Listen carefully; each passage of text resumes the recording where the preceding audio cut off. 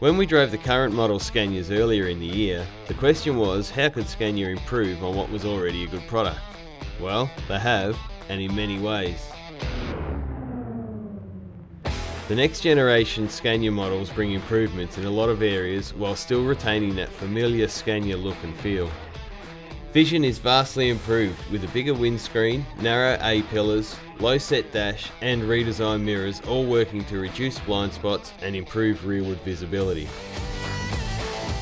The new interior layout is very driver friendly with all controls within easy reach.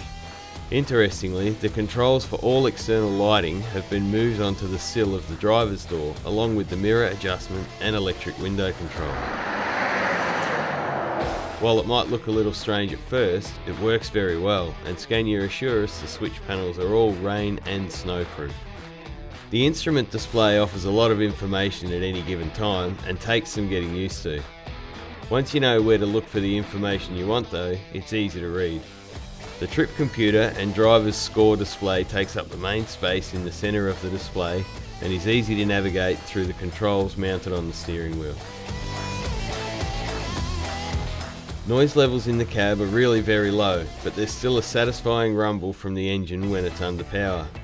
This is more apparent in the V8 powered models, but the sound from the 6-cylinder is also enough to put a slight smile on any driver's face. Along with the changes in the cab, driveline updates also make a difference. The transmission makes lightning fast shifts both up and down, meaning momentum is maintained during all shifts under acceleration.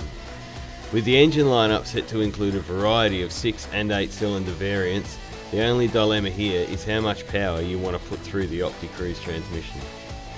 The next generation Scania range does in fact improve on the current model. Along with all the aesthetics, it also brings a full suite of safety gear, some smart cruise control technology, and the promise of big efficiency gains. These are the Scanias of the future.